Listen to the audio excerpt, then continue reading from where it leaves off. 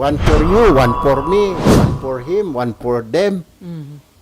Mabuti nga nangyari ito para nakita, pati yung tao na involved, nakikita kung saan pupunta. Yun lang question natin, ang program.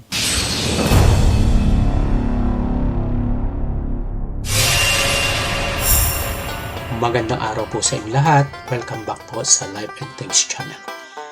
Sa kapihan sa Senado noong January 8, 2026, tinalakay ni Senador Erwin Tulfo ang mga mahalagang issue kaugnay ng 2026 National Budget. Partikular ang mahigpit na pagbabantay sa pondo ng gobyerno, transparency at pananagutan ng mga ahensya ng pamahalaan. Ito ay nakaayon sa kanyang imahe bilang senador na nakatuon sa pagbabantay laban sa katiwalian. Ayon pa kay Senador Erwin Tulfo, ang pangangailangan ng joint congressional oversight upang masiguro na ang pondo ng bayan ay mapupunta sa tamang proyekto at talagang pakikinabangan ng mamamayan. Tunghayan po natin at panurin. Ito po. First kapihan sa Senado this year 2026. At ang ating buena mano na guest, first time po niya na magigest sa kapihan since na ma-elect siya as senator last year. So let us all welcome the Chairman of Committee on Games and Amusement, Chairman of Committee on Social Justice, Welfare and Rural Development, Vice Chairman ng Blue Ribbon Committee, naging Vice Chairman din po ng Committee on Finance at member ng BICAM Committee para sa 2026 budget. Let us all welcome Senator Erwin Tulfo. Hi sir, good morning. Good morning, and Happy New Year po. Happy New Year and good morning everyone. Thank you for inviting me dito sa kapihan. Good morning. Sir, una muna, ngayong ganap ng batas yung 2026 budget dahil pinirmahan na ng Pangulo yung General Appropriations Act. Ang sinasabi, malaking challenge o hamon sa Congress, paano nyo babantayan yung implementasyon ng mga program and projects na nakapaloob sa 2026 budget. So sa tingin nyo ba, sir, maganda yung idea ni Senate Committee on Finance Chairman Sherwin Gatchalian na likhain yung Joint Oversight Committee on public expenditure? Dapat lang kasi kailangan natin bantayan at pera naman ng lahat yan. Another thing, galing tayo soon sa anomalya na 2025 na budget, di ba? Na alam naman natin winaldas lang ng iilan. So I believe tama lang na magkaroon tayo ng oversight committee, both the houses of Congress, para mabantayan na masiguro na yung budget for 2026 ay magagasta at mapupunta talaga sa tama. Pero ay, walang audio? Ay, wala. Wala. Hello. Ayan. Paulit. Okay. Take two. Take two dun. Oh, meron na? Meron na si sir? Meron na.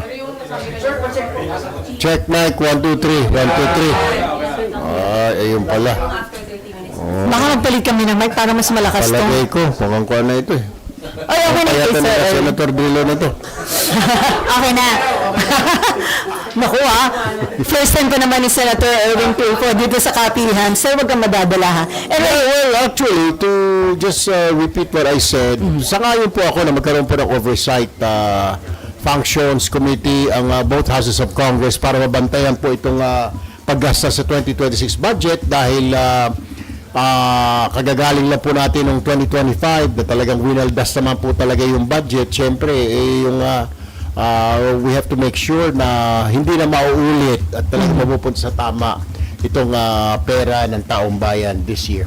So sir, sa paanong parang nyo ino-monitor ng Oversight Committee yung paggastos ng gobyerno, lalo na ng mga iba't ibang ahensya ng gobyerno? Sapat na ba yun yung magkaroon sila ng regular reporting or dapat yung personal na puntahan yung mga proyekto na implement nila? I don't know kung paano, anong plano dyan ni Sec Win at saka sa House sa APRO or ni Senate President Tito Soto and Speaker Mojidi kung ano ang gagawin, paano i-implement itong sinasabing oversight.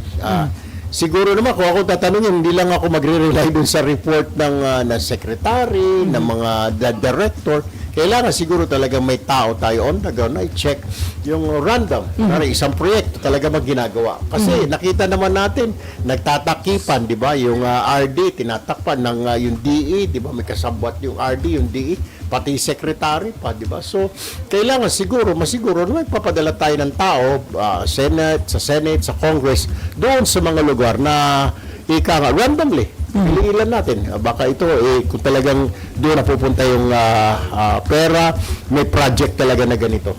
Pero may ilang kongresista na kumu-question paano daw magiging credible yung monitoring ng Oversight Committee considering na yung mga miyembro na senador at kongresista ay meron din yung mga ipinasok na mga proyekto or mga in-endorse na projects under 2026 budget. I don't know. Kaya wala naman ako pinasok ng mga projects. So, that's ika nga, one of the questions nga yung sinasabi. Legit din naman yung sinasabi nila, yung katanungan nila, yung agam-agam nila na paano na lang, baka mamaya, ika nga, pagtatakpan lang. Kaya nga, maganda, pareho di ba? Joint nga yun di ba? Na mag-imbestiga, na sumama, report, parehong bibigyan ng report. Ano? Ay, hindi ba na-check kanina bago tayo nag-start? Huwag kayo maingay. Yung kable ng TV5 nasaksak sa ABS. Oy, dito ko. Oh. O, teka, okay na ba kayo? May problema pa? Palagay Wala ko pala dyan, kami. ito yung may problema Sinasagap lahat nito Hindi akin yan. Ay, hindi pala Sir, pakitapon nga. Oy, okay na ba kayo? Okay. Okay na? O yan Maingay So, hindi na tayo babalik sa una at diretso na. Okay na? Pagpalitin yung mic ni Ma'am Shelly sa kanya. Sige dyan. Ma'am, sinasabi niya. Sir, bilang naging miyembro ng BICAM panel, kumbinsido ka ba na pork-free yung inyong naaprubahan? Kasi according to Senator Amy Marcos, may pork at giniling nga daw yung pork para maitago. Hindi ko alam kung I don't know kung saan nakuha ni Senator Amy yung idea niya, pero as far as I know, bilang vice chair ng BICAM, at talaga namang nakita natin na binantayan natin, naka-live din naman, di ba? Naka-live stream, nakita naman ninyo. Pero ganoon pa man, may agam-agam ako doon sa mga unprogram, medyo pumirma nga ako pero with with heavy hearts dahil ang tanong natin, bakit kailangan ba natin ilagay sa mga unprogram, di ba? Unprogram is like kung may pera, tsaka mo natin popondohan. Kung walang pera, huwag mo popondohan, di ba? Nangyari nga, nakaraang taon, di ba? Nilipat yung mga may pondo sa unprogram, yung mga unprogram, inakyat ito sa program, parang magic.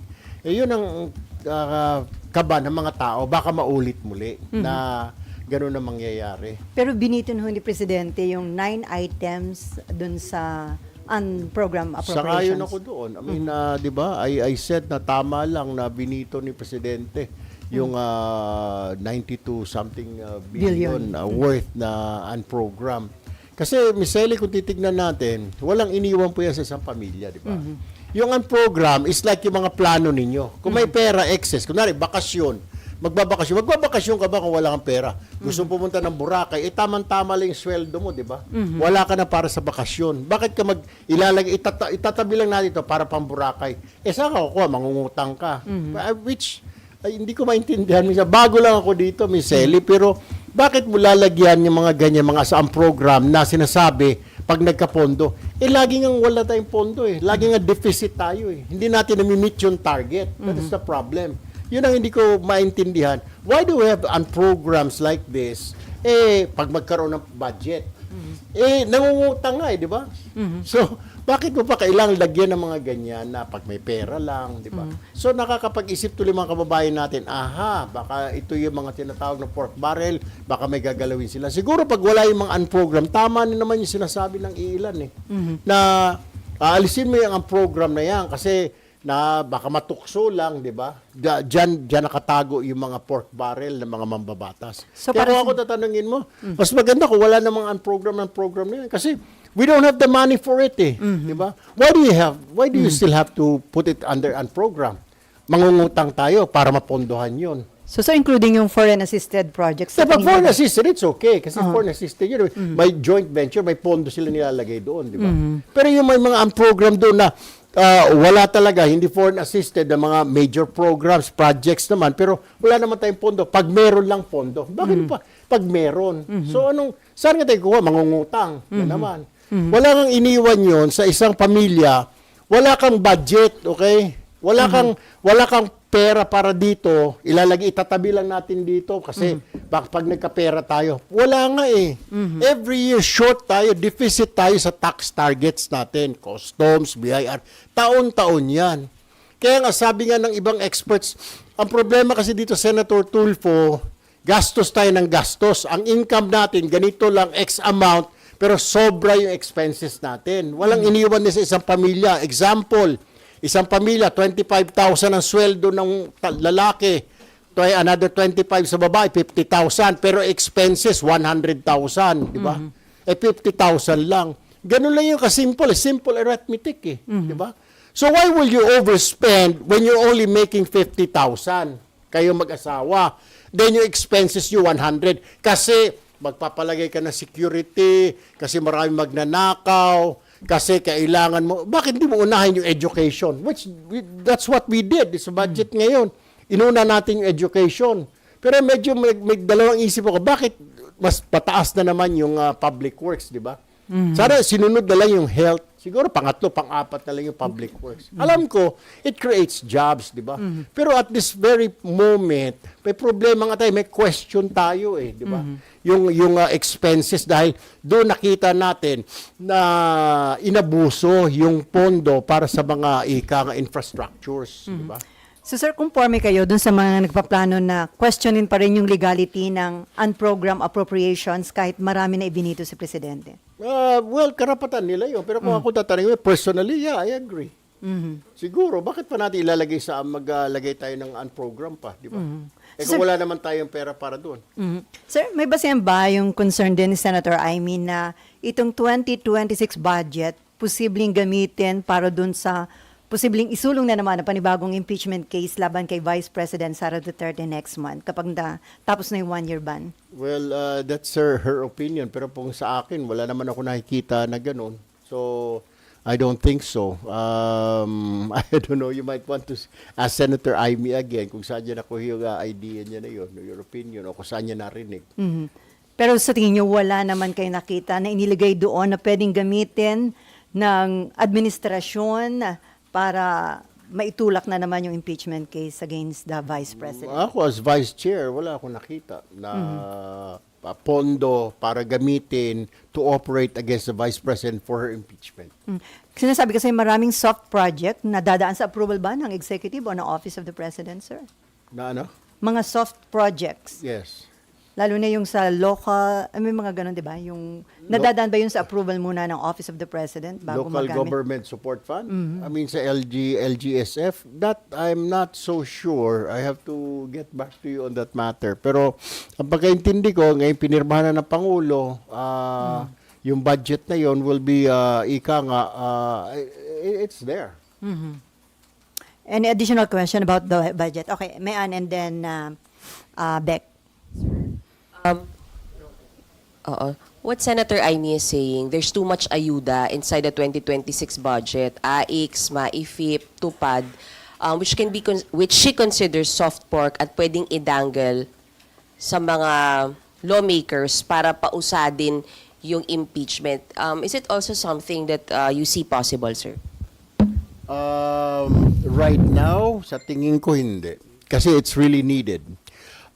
Tinaasan po natin, I agree na taasan po yung AIX po natin because nakita po natin last year na sunod-sunod po yung bagyo. Isa po ako sa naka-experience doon when we went to Cebu, sunod-sunod po, earthquake and then typhoon. I called up Secretary Rex Gatchalian, ang umamin si Secretary Rex na ubos na po yung pondo namin, boss. Hihingi muna kami ng emergency fund sa DBM. So I have to call the secretary then Mina Pangandaman, ma'am, baka pwede mong releasean kasi wala na silang pondo na ubos. Sabi ko, wala kayong AIC. Sabi ni Secretary, sunod-sunod kasi yun, wala. Kaya this time around, we made sure na meron silang enough para doon sa mga mga contingency, kagaya na sunod-sunod na mga typhoon, earthquake. Sa MAIFIP naman, MAIFIP, napag-usapan namin yun kasi dati, hindi tumatanggap ng MAIP ang mga private hospitals. Okay, sinasabi, libre naman sa DOH hospitals.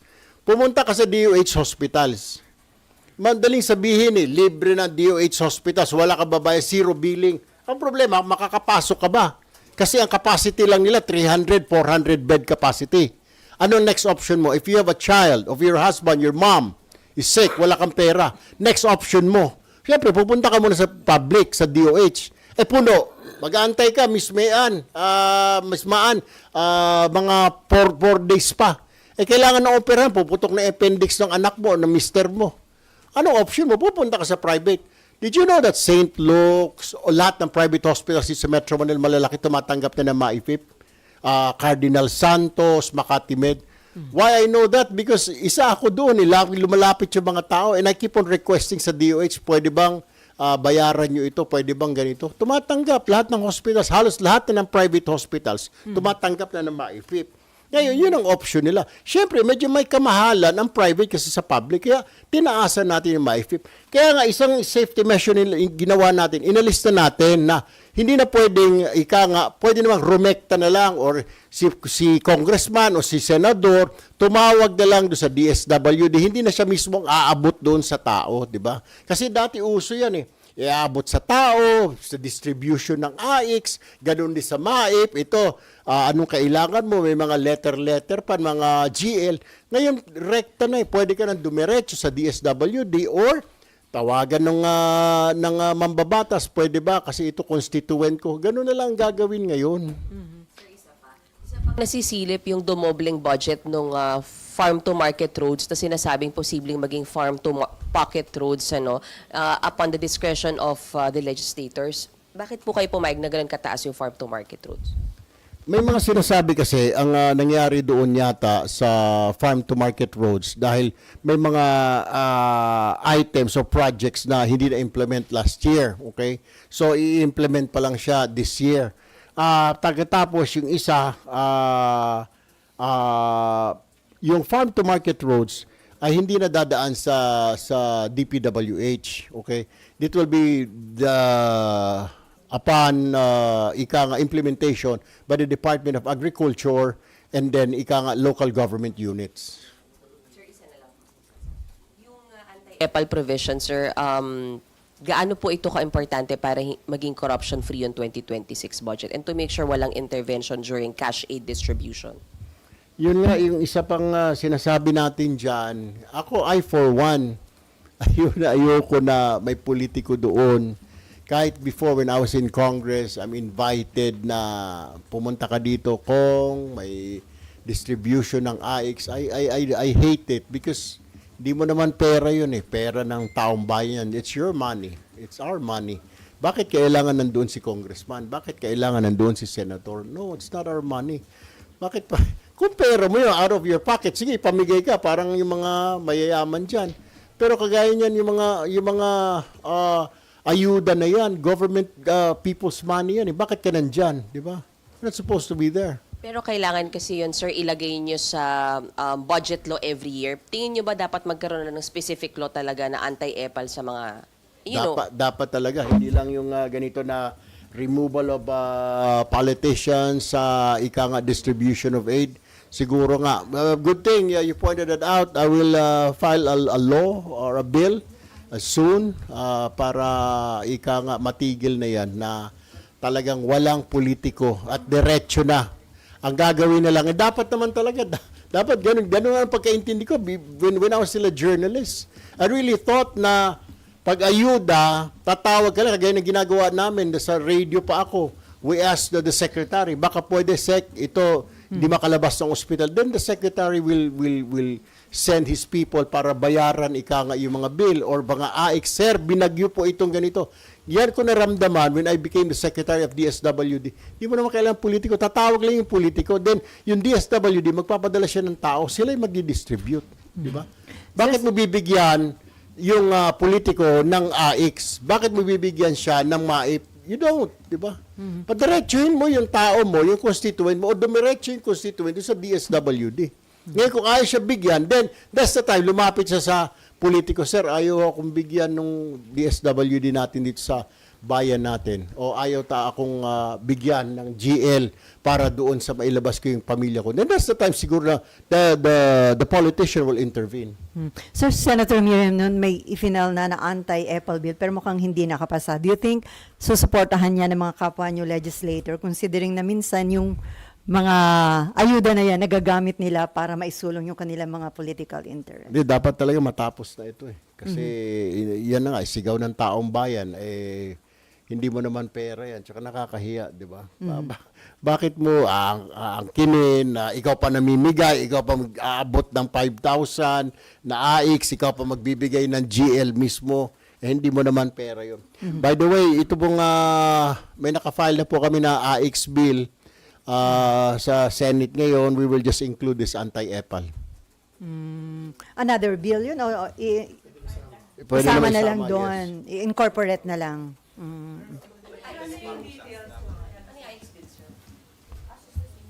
Yung assistance for individual in crisis situation. Okay. Under that bill, sir, ano na? I-institutionalize siya. Pangalawa, na bawal ka nga, mamili. Marami siyang mga under doon sa bill na yon. Bawal ka mamili. Pag namili ka, mayroon kang pananagutan. Lahat yon doon sa kwan. We just have to review it kasi we filed it several months ago eh. So, i-amend nyo, sir, yan para i-incorporate na yung anti-Apple? I-incorporate na lang. Okay. Dapat siguro, matanggal na sa serbisyo, ganun na lang siguro. Kasi hindi paulit. Biro mo, panahon pa ni Senator Miriam, nag-file na siya pero patuloy pa rin. At least nabawas-bawasan nga, di ba? Dati, nung bago lumabas si Senator Miriam, pati mga pangalan ng mga politiko doon sa classroom, mga building, hindi na nahiya, di ba?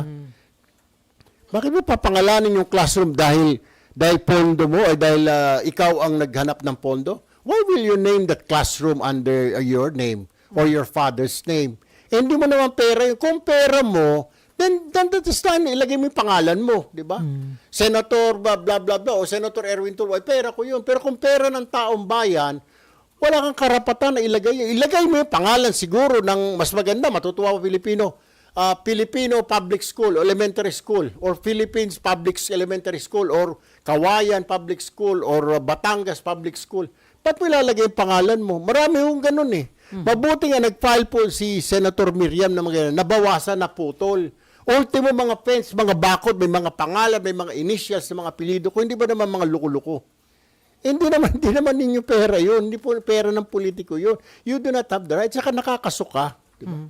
Ako, I can see that because I was a journalist. Binabanatan ko dati yan. Ba't ka maglalagay ng pangalan mo doon? Hindi mo naman pera yun. Building, hospital, eskwelahan. Siguro yung mga yumaong pangulo. Yan, Corazon Aquino, okay yan. Dahil namatay na, di ba? O Benigno Aquino, okay yan. O, pero ilalagay mo, buhay ka pa, ikaw mismo, congressman ganito, senator ganito. So, tinamaan ka ng lintik. Bakit mo ilalagay yung pangalan mo doon? Hindi mo naman pera yun. So, sir, ang penalty immediately tanggal sa pwesto o may suspension muna? May suspindihin ka muna habang iniimbestigahan ka. Siguro, that's the part to stop this once and for all. Paulit-ulit ilang taon na ito eh. Okay, Victoria?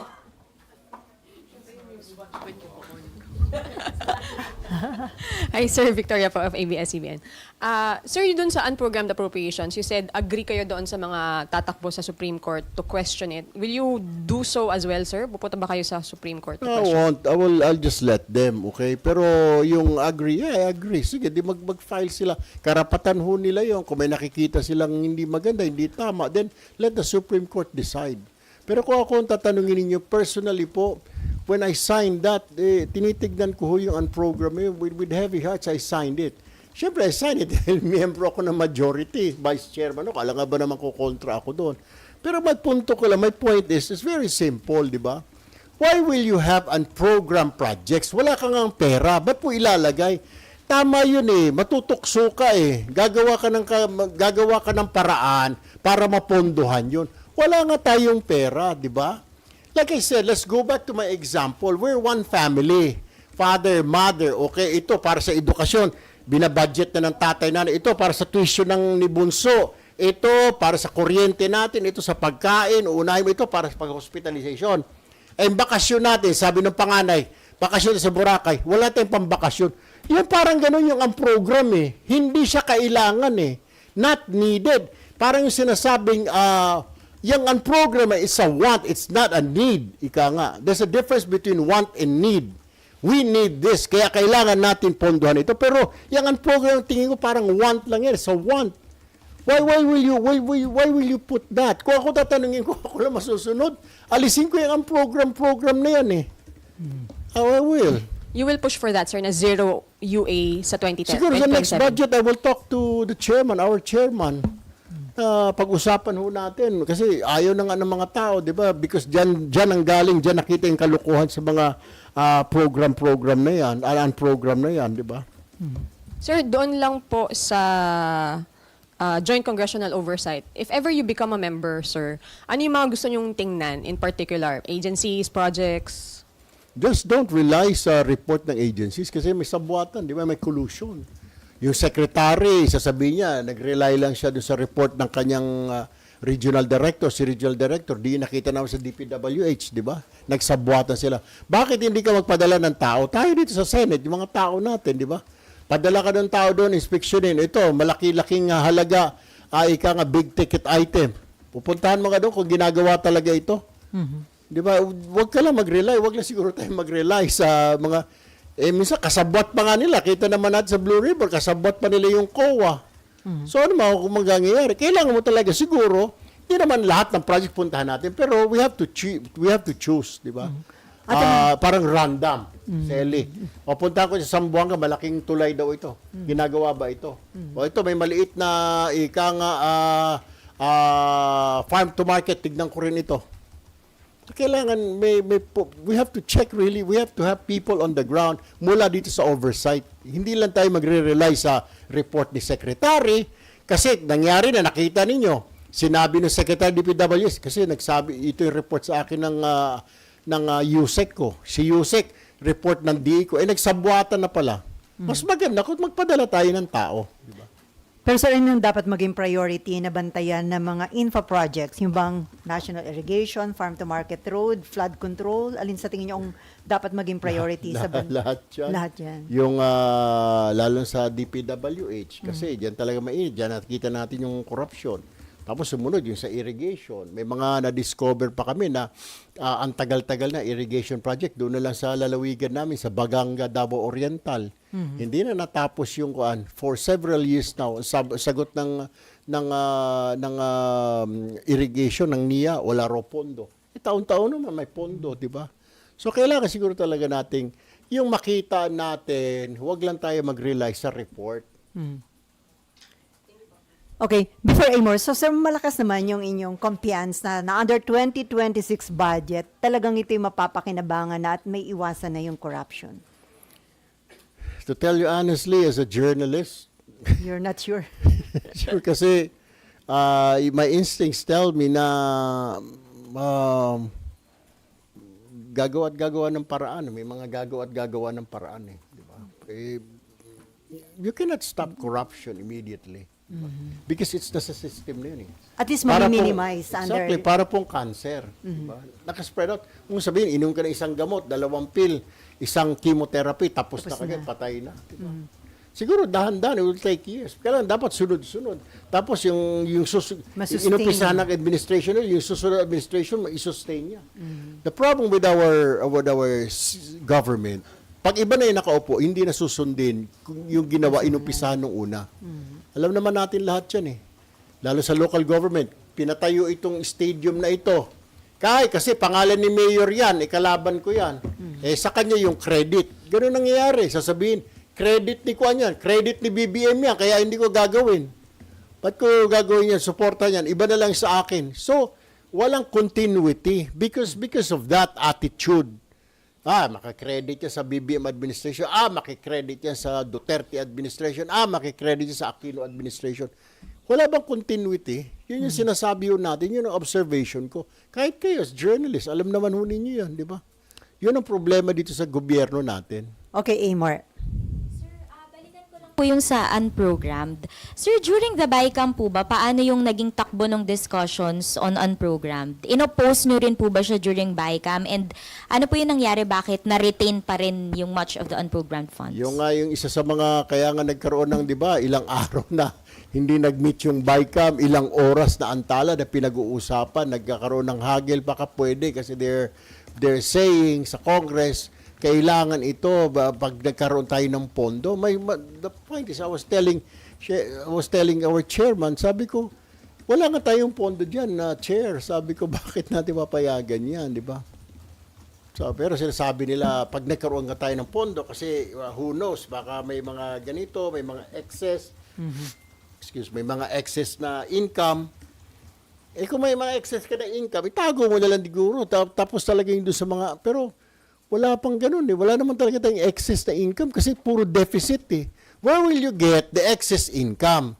Di ba, aminado naman ng DOF, lagi tayong deficit. Meron tayong deficit.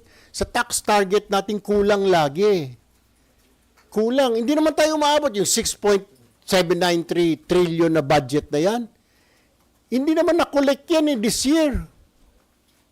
You do your research. Hindi naman na-collect yan. Dapat, so 6.793, dapat yun ang na-collect natin, 6.793. Wala nga eh. Aminado pa yung DOF, pinapangutang pa natin. Diba? So, we have a problem here, ladies and gentlemen. Why will you spend so much, yung income mo kakarampot, then yung expenses mo sobra-sobra. Bad economics, di ba? That's what I'm saying. Yung program na yan, pag nagkapondo, paano ka nga, yun hindi medyo na-explain sa akin. Paano?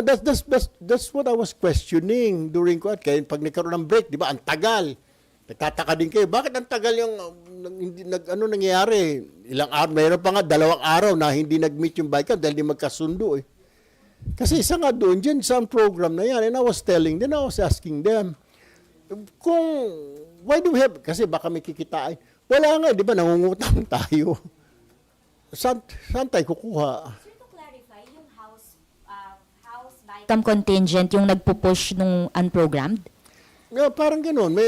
They're saying na kailangan natin na ilagay. Tapos, meron din naman kami sa Senate na mga unprogrammed. Ibig sabihin, hindi sila talaga a priority. Pag hindi priority po yung programa, yung proyekto, doon nilalagay sa unprogram. Di po ba? Pag may excess la, ibig sabihin, hindi siya prioridad eh. Di ba? Kahit tayo din, di ba? Pag sweldo natin, meron tayong yung may mga itinatabi muna para inililista natin. Pag magkapera, pag may nagbigay sa atin, pag nakautang tayo, doon natin ilalagay. Tsaka natin mapopondohan yung itinabi natin. Kasi when I was a journalist, I was like that.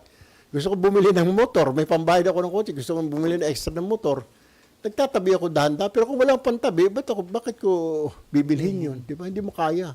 And sir, may information na po ba if you will be part of the Joint Congressional Oversight Committee? Napag-usapan na po ba ninyo? Kasi ang proposal po ni Senator Win, mga vice chair daw po ulit yung members. Ay, salamat sa Diyos kung ako'y kasama dyan. And I will really push na kailangan makita namin with our own eyes yung proyekto na yun. Hindi naman lahat kasi dami noon. Pero yung parang randomly. Malaking proyekto, maliit na proyekto, farm to market route, irrigation project, para makita natin, di ba? Okay. Okay, anyway, sir, as vice chairperson ng Blue Ribbon Committee, may basihan po ba yung sinabi ni Senator Amy Marcos na pagdating daw sa pag-iimbestiga kapag ang pinag-uusapan na ay information or evidence against former Speaker Romualdez at iba pang mas mataas sa kanya, parang yung mga minority pinagbabawalan o pinipigilan? Saan po yun? Sa hearing daw ho ng Blue Ribbon Committee. Sa... Meron bang ganong observation o may ganun bang policy kayo Hindi nga na nagmi-meet yung minority at saka majority. Wala nga kaming mga caucus, di ba? So, paano sila mapagsasabihan? Number 2, si Senator Ping, chairman siya ng Blue Ribbon. Hindi naman siya nakikiusap. Alam niyo naman, suplado si Senator Ping. So, wala ako naririnig na pinagsasabihan na pag tungkol kay Speaker Romualdez.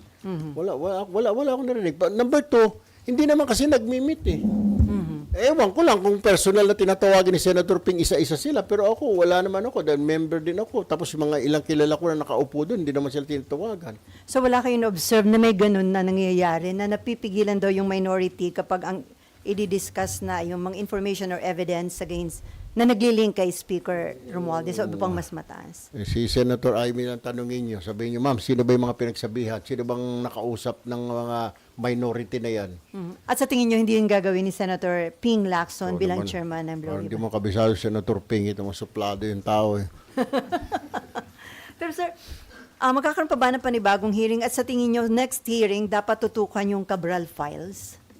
That, I don't know, kailangan pag-usapan siguro ng Blue Ribbon kasi may mga nandiyan pa na tinatapos namin. Actually, yung itong sa flood BIR. control, Flood. magagawin ng committee report. Tapos meron pa yung sa BIR ngayon. So, sunod-sunod. I don't know kung anong plano sa Senator Ping. I think magmi-meet kami before the opening ulit na session. Considering na lumabas yung Cabral files, sa tingin nyo, may basihan para yun ay tutukan ng investigasyon ng Blue Ribbon Committee? Siguro, reviewin siguro, tignan. Kasi sinasabi yung Cabral files, ang sinasabi ng DPWH, hindi yan official kasi wala naman daw kuan. Ang sinasabi naman ng congressman, hindi, binigay ko ito, nakuha ito. May nagsasabi naman, inisnatch niya raw yun. So, sa korte kasi pag titignan ng korte yung ebidensya, how did you acquire those evidence, di ba? Pero tayo, yung mga media, meron tayong way of acquiring our evidence, di ba? So for now, sir, ngayong bagong taon na magre-resume yung session on January 26, wala pa hong napag-uusapan kung magkakaroon at kailan ang panibagong hearing ng Blue Ribbon about the flood control anomalies? Very soon yata, immediately after, baka a week after Resumption. this January, baka magkaroon ng kasi minamadali na rin dahil nandyan na yung sa BIR, baka magpatong-patong na. Meron pa itong Cabral files. Ewan ko kung iimbestigahan namin yung Cabral files na yan. And then before may end, so sa tingin nyo din, sir, lame duck na daw yung Independent Commission for Infrastructure at dapat na itong i-abolish? Wala pa namang instruction actually ang Malacanang. Pero kung ako tatanungin mo, di ba yun lang ang purpose talaga nila, di ba? Kaya nga nag-file din tayo ng bill na meron talagang komisyon na independent body to investigate mga anomalies na ganito, di ba? Hindi lang ika nga sa DPWH kundi lahat ng mga government spendings. Sangayon ho ako doon na magkaroon ng batas tayo na gano'n. Pero yung ICF, to my understanding, kaya po itinatag ito para mag-imbestiga po dito sa flood control. Kung na-file naman po lahat na ng kaso, nasa ombudsman na po, nasa DOJ, ano pa ho saysay? Okay, may end. Pero sa narinig nyo, yung kay Senator Amy na may mga next week daw kakasuhan ng ilang senador. Tawagan ko si Senator Amy kung saan niya nakuha yun. At bubulong ko sa inyo. Sabihin ko, ito yung mga aarestuhin, ito yung mga kakasuhan. Ito yung promise, iti-text ko, tapos iti-text kita. Kati kayo. Then, sir, something to do also with ICI. Sir, yun nga, sabi Senator Ivy din, madidisband na siya given that there are only 3 officials remaining, no, marami nang nag-resign. You think dapat na ba siyang i-close o magpatuloy po yung ICI, and if magpapatuloy, dapat bang mag-rehire sila since ang dami ng nalagas? Siguro, kung akong tatanungin mo, well, under sa executive, pero kung ako, my opinion, di ko kumuha sila ng mga additional na tao, yung mga nag-resign. Pero ang pagkaintindi talaga namin, lalo na ako, tinatag yan para ika mag-imbestiga dito sa flood control na ito, anomaly, kasi nagmamadali nga din yung executive dati, di ba, na kailangan. So, nakuha naman nila. Tapos kami din, we're winding down kasi bibigay namin sa ICI, sa ombudsman, yung mga natuklasan namin dito sa Blue Ribbon. So, I believe, kung may mga kailangan pa imbestigan, why not? Di ba? Bakit sige, tumuloy lang kayo. Why don't you do that? That's your mission, di ba? To unearth, to investigate yung mga anomalya dyan sa flood control. Marami pa, ilang billion niyang na wala na pondo, di ba? Tsaka hindi pa lahat naman talaga nakakasuhan. So you still see their significance, sir? Yes. Yes. No. Sir, hindi ka ba disappointed? Kasi parang may mga binigay na deadline si Presidente, pati si Ombudsman Remulla na, di ba, before Christmas, before December 15, meron na mga big fish na mga kasuhan o understandable na hindi nila na-meet yung deadline. I wish I can answer that. Pero the problem is, hindi ko alam kung ano nangyari. Well, everybody was waiting, di ba? Yung announcement ng Pangulo, announcement ni Ombudsman. Siguro, meron lang silang tinatapos kasi, di ba, after all, the President said, kailangan airtight daw yung mga kaso para ika nga hindi basta-basta ma-dismiss. And I think that's the reason why, kaya nagkaroon ng delay siguro, kailangan nila talaga ng mga airtight na mga kaso, ng mga ebidensya. Pero sir, what should be done? Kasi kaya daw marami nag-resign, kulang sa pondo, abono pa daw yung ibang officials sa ICI. I see. That I don't know. I mean, it's under the executive department. Mahirap naman panghimasukan yan. Mahirap naman manduhan ng Pangulo at sabihin na ponduhan mo yan or what have you. Baka naman talagang there's something else. Sir, about your proposed bill na ibalik o ibaba na sa 10% yung value-added tax, ibig sabihin yung EVAT i-abolish na. Hindi naman. Ano? What I'm just saying is bawasan lang po natin. Malaki na rin ho yun, 2% na yun. Kasi actually, tayo lang po yan. Tsaka Indonesia may pinakamataas na VAT. Third world na nga po tayo. Tapos napakataas pa ho. So, hirap yung taong bayan. Di ba? So, suggestion ko, baka pwede naman bawasan natin. Pero isang salient point nung batas natin, ng bill natin is, pag nakita ng Presidente talaga hindi kaya, pwede niya ibalik ulit. Diba? I-suspend muna yung 10%, yung ibalik sa 12%. Yun ang punto natin. Pero, nagkausap kami ni Secretary Go. Ang sinasabi ni Secretary Go, sabi niya siguro, Sen, magandang gawin natin dyan. Pwede yata yan, pero kailangan natin magbawas tayo ng mga expenses natin. Sabi ko, which part of the expenses? Anong kuan? The infrastructure, security? Sabi niya, depende sa executive yan kung ano. Kaya nga gusto ko sana, pag-usapan namin sa Senate ito, ano ba kung babawasan natin itong 2% na ito, ano ang gagawin natin? Paano natin? Kasi sabi ng Secretary Ralph Recto, ngayon pa lang nga, 12% utang na tayo ng utang. Kaya nga gagawin natin, ano nga gagawin natin pag binawasan natin para makaluwag-luwag naman ang taong bayan dahil naghihikahos na, hindi nakakayanin, di ba? So magkano ba yung magiging foregone revenue kapag ibinaba from 12 to 10% ang VAT? Actually, May estimate kayo? May computations kami. We'll just have to look into that. Pero doon sa, medyo malaki-laki rin. Parang sabi sa isang family daw, parang mga 7,000 masasave ng isang family sa VAT. Pero yung sinasabi ni Bak, kung masisave, lalakas naman yung purchasing power ng bawat pamilya, babalik din yun sa government, di ba sir? Dahil mamimili sila ng mga Yun ang nakikita na may namin VAT eh. din. Yun ang nakikita namin eh. That's what I am saying. Pero sinasabi naman ng mga economists natin, economic experts natin, hindi kasi pag binawasan mo yan, income na yan, guaranteed na income yan. Pag tinanggalan mo yan, liliit na naman yung income natin. Then, marami tayong deficit na naman sa tax target natin. Pero sabi naman ni Secretary ng Finance, siguro, Sen, kaya gusto nating pag-usapan ito sa Senate. We filed that bill, di ba? May hearing tayo. What can we do? Kasi, yung sigaw ng taong bayan, bayad kami ng bayad ng tax kung saan-saan lang napupunta yung pera namin. Useless, di ba? Huwag na tayo magbayad ng tax, di ba? Sinasabi. Sa tayo naman, hindi imposible yun. Hindi tayo magsusurvive. Bawasan natin para magkaroon naman ng reprieve yung mga tao. Sige, hindi na natin maibabalik yung nanakaw sa kanila. At least dito naman siguro, bawasan na lang natin yung tax na binabayad nila para magkaroon sila free. Alam naman natin wala mga refund. Sa Estados Unidos, may mga refund yung mga tao. Dito sa atin, na-refundan ka na ba? Yung sobrang tax na binayad mo, wala. Hindi mo naman nararamdaman. Sir, yung bang sa EVAT, walang sunset provision kasi ginamit lang yun dahil during the time mayroon tayong financial crisis, di ba? Kaya ginawang from 10 to 12. Yeah, walang sunset provision doon. Kaya I'm hanggang not so ngayon, sure. I may have to look into that still. I'm still new. Titignan ho namin. We will research that kung meron. Pero palagay ko, parang wala dahil tuloy-tuloy. So may chance. Marami tayong mga batas, Miss Ellie, na ginawa kasi nagmamadali, parang panakip butas. Unfortunately, nangyayari ho ito. Hindi ko na babanggitin. Marami, may mga sa social, kagaya po yung sa kuan, 4-piece na yan. Kasi marami naghihikaos talaga na taong bayan under Gloria administration. Kaya itinatag yung 4-piece na yan. Dahil pansamantala lang yan. Pero ngayon, na-institutionalize na yung 4-piece na yan. Diba? So, yun yung sinasabi ko. Marami tayong batas. Isa pang batas, yung sa all the regulation law. Di ba? Na pababaan, kasi magpapababaan yung mga kumpanya ng langis. Ano nangyari? Nagpataasan to yung mga kumpanya ng langis, di ba? Ng presyo ng langis. Ang kawawa ang taong bayan. It's always the people, yung taong bayan ang kawawa. So sir, sa tingin nyo, considering yung communication nyo sa mga economic manager ng Malacanang, may chance kaya na ma-approve at hindi ibito ni Presidente sakaling ma-aprobahan sa Congress itong inyong panukalang batas na ibaba? Yung mga Secretary ng Finance, they're representative ng Pangulo yun. So, kailangan siguro pag nag-hearing sukan, mabibigyan niyan tayo ng idea kung ano ba talaga. Anyway, sir, bukas ay pista ng Nazareno. I heard, deboto ba kayo ng... For the past 18 years.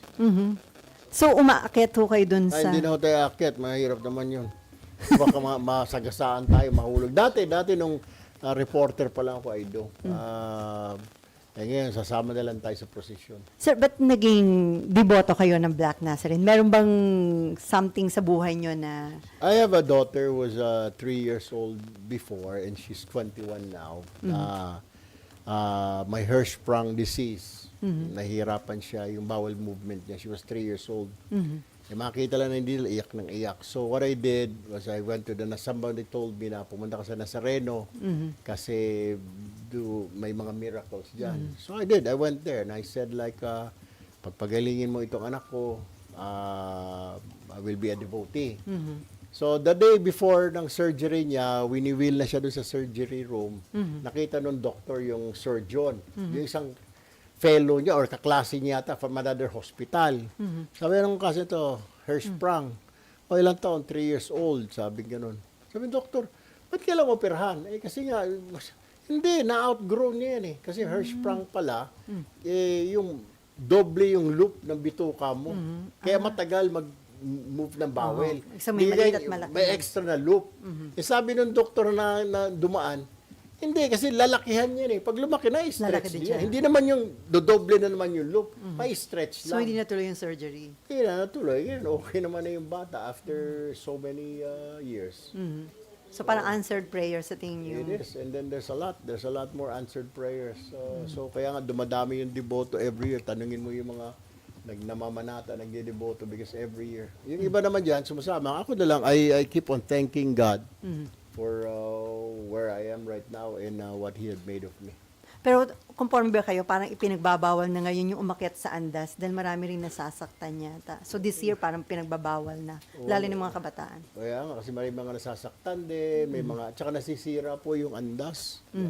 Eh, ginagastusan din po yung mga lubid, yung mga kuan. At saka baka may mga madisgrasya. Pero syempre, yung alam mo naman yung mga panata, nasasampa ako dyan, Lord, ganito ang gagawin ko. So, kailangan taon-taon gagawin niya. So, nasa kanila yung minsan. Okay, any other question? Sir, sorry, Sam. Okay, Jan. Parang dapat maging concern tayo bukas about yung super flu. Kung Yeah. yun po yung ano. Sasama sa... Ang tinatawag dyan is faith. Faith, mananampalataya. Pananampalataya. Kaya nga actually it's just a flu, di ba?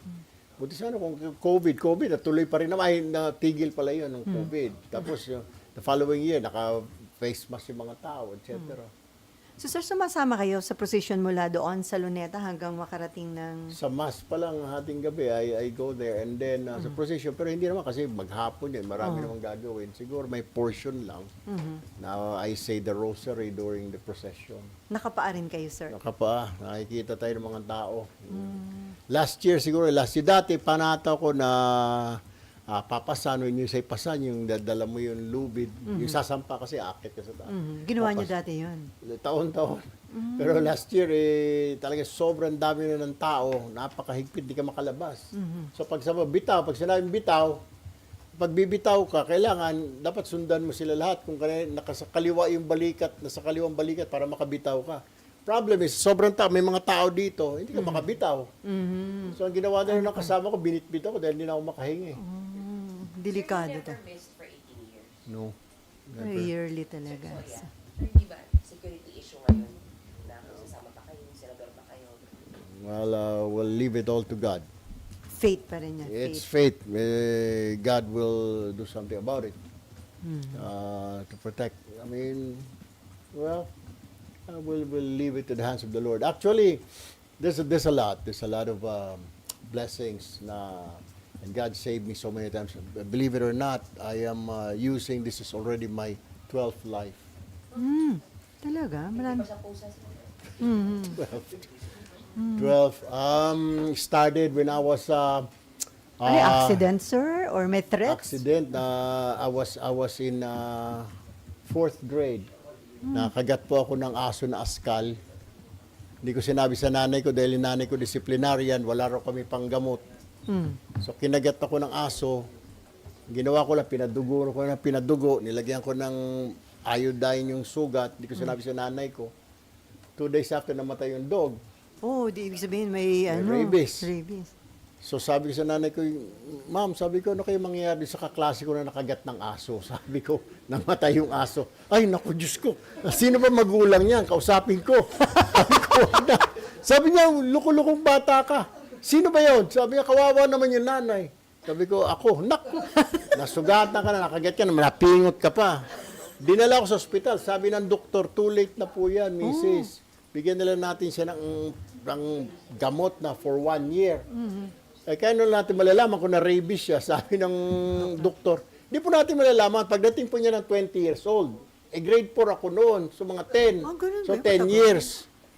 So pagdating ko po ng 20, nag-aaral na po ako din sa UE, ligo po ako dahil sabi niya, mga palatandaan daw, Yung takot na maligo. pag natakot ka sa tubig, maligo. Ang ginawa ko, 4 na beses ako naliligo sa isang araw. Nagagalit naman si Kuya Mon dahil nagbabayad siya ng tubig. Sabi niya gano'n, sasayang. Yun po ang una. Pangalawa ko po, yung sa Iwahig kami, dahil doon kami lumaki sa Palawan, nagsiswimming kami, nagpulikat ako. Lahat na ng tao, nakaalis na. Ako Ikaw na na naiwan. Eh, wala na. Nandun na po ako sa ilalim ng tubig. Malalim po yung balsahan ng tawag doon. So, pagdating, may dumaan na PDL, preso. Inangat ako dahil narinig niya para ako na sumigaw na tulong. So, that's pangalawa. Marami, may mga instances na pneumonia pa ako. Na-pass out ako for 2 days. Iyan ang problema doon eh. So, sir, it means may mission ka pa daw sa buhay, di ba? Siguro, we'll see. We'll see.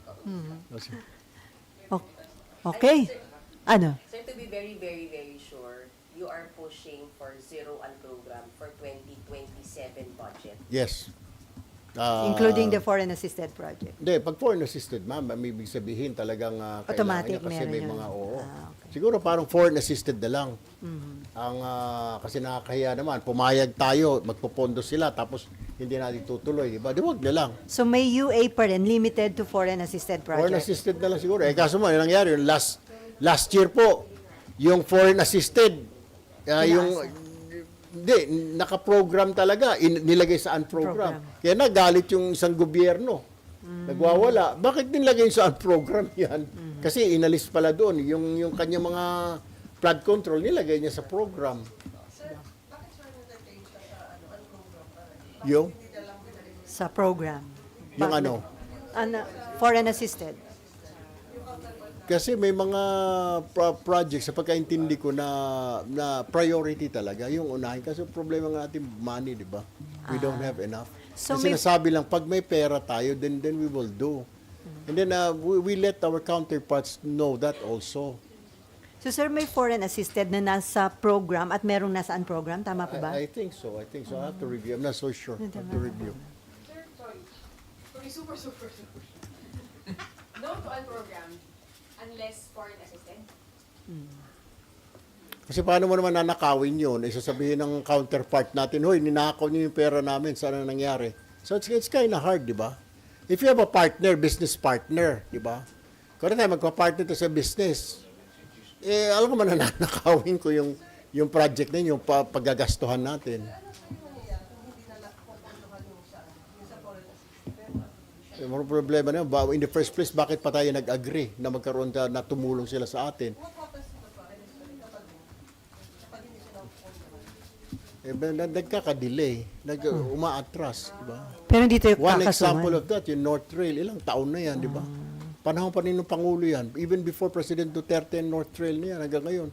Lagi na sa program, hindi na natapos-tapos. Ngayon pa lang na tumutulak dahan-dahan. Kaya nagtataka nga yung mga tao, sinasabi, ano ba ito? Para saan ba ito? Kaya yung driver, sabi ko yan, yung North Trail. Ang tagal na nito, boss. Sabi ko, ang gagawin natin.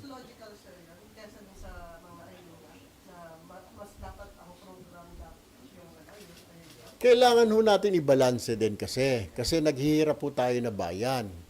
Pag hindi ho tayo nagbigay ng ayuda, paano po yung mga kababayan natin? How will they survive? Kagaya po ng mga, lagi po tayong dinadaanan ng mga bagyo, lagi po tayong dinadaanan ng mga kalamidad. Saan po kukuha ang mga tao? Saan po lalapit? Sa gobyerno na naman. Pagpapagamot, alam mo naman, hindi pa 100% satisfactory yung ating UHC, yung ating PhilHealth, hindi pa niya nababa. Unlike sa mga Medicare ng US o sa ibang bansa, sa Switzerland, sa Singapore, libre. Tayo hindi. Ilang porsyento lang sinasagot. So, kailangan din natin talaga na ilagay dyan sa mga ayuda ng mga soft project. So, kailangan din natin, we have to determine ano ba yung ipa-prioritize natin. Wala pang iniwan yan, ma'am. Like I said, doon sa mga unprogram na yan, versus the program, di ba? Ano ba talang kailangan ng bayan natin? Anong kailangan? Unahin natin. That's what we need. Marami tayo sa paligid natin ng mga mahihirap na kababayan natin. Saan sila tatakbo? Hindi sa gobyerno din. Kung hindi ho natin poponduhan yan, yung mga ayuda na yan, yung sinasabi lang natin, para hindi po magamit, wala na dapat rekta na. Kahit ako tatanungin siguro sa susunod, talagang, ngayon nga actually, ginagawa na po yan, bawal na po yung politiko. Dapat naman talaga hindi yung politiko magbibigay dahil niya pera yun eh. Bakit ka nandoon? Anong purpose? Para magmayabang. Ako nagsabi niyan, akong humingi niyan kay Senador, kay DSWD, akong humingi kay DOH. Don't need that. Dapat sabihin niya, pera po ninyo yan. Dapat gano'n na lang. Or pumunta ka doon sa DOH. Dapat naman, gano'n naman po talaga ngayon. Pag may lumalapit sa office namin, pinapapunta po namin doon sa DSWD. Pag may humingi po ng tulong, pinapunta po namin sa DOH. Hindi po ako pumipirma-pirma doon ng papel na please accommodate. Hindi ho. Ang ituturo mo na lang. Dapat ang tama pong proseso, papuntahin mo sa DSWD yung constituent mo. I-endorse Papuntahin nyo mo sa lang. DOH. I-endorse nyo lang, Exactly. sir. Pag yung ginagawa ko na sa programa ng radyo namin, sa public service, we call up the secretary, sir, kailangan po na ito, hindi makabayad, 120,000.